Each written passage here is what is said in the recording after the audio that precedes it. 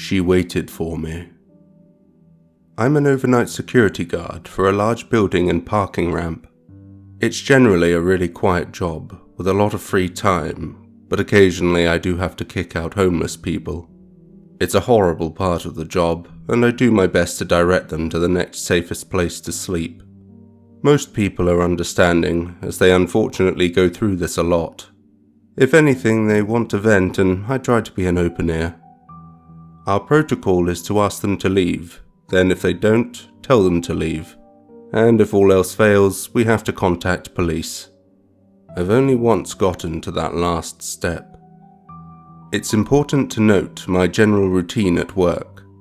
I sit in a shack in the parking ramp for an hour. Then I go for a walk around the building, and then back to the shack. The doors are all locked, but there's an entryway with an ATM that's open 24/7.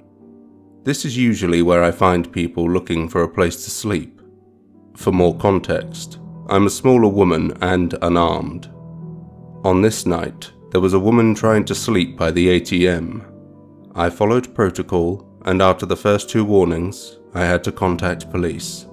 She yelled at me, which is out of the normal but understandable considering her position. It must be frustrating being constantly kicked out of every semi-safe space. Police arrived and, because I was a little scared, I always am, I watched from the inside of the building, out of view, to make sure they got her out. If she was yelling at me, she was full-on screaming at them. This goes on for about half an hour before she leaves the building. Unfortunately, that's all the cops are required to do, so she makes her way to the bus stop, right outside. The problem with this is the bus stop is parallel with my shack. She just sits and stares at me with hatred in her eyes. This gets uncomfortable pretty quickly, so I decide to take another walk. When I'm passing the door that leads out to my shack, I decide to take a peek out the little door window. I don't usually do this, but I felt uneasy knowing she was probably still in the area, and it's a good thing I did. I can just barely see it, but behind my shack, I see the slightest wobble.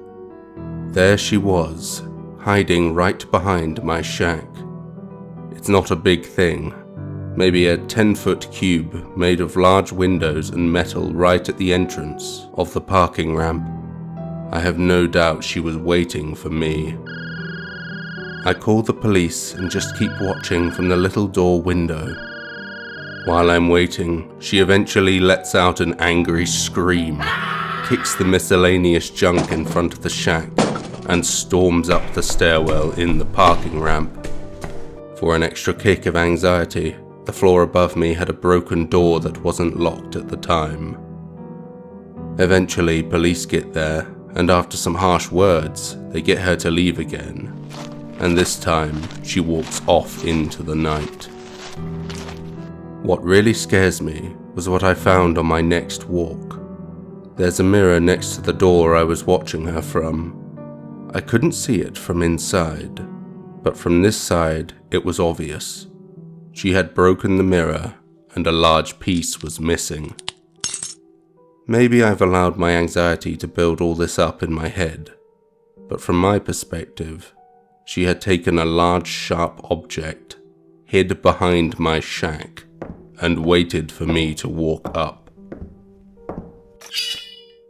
You tell me if I'm overreacting, but to my nameless potential assailant, I wish you better times and a bed to sleep in, but I also hope we never meet again.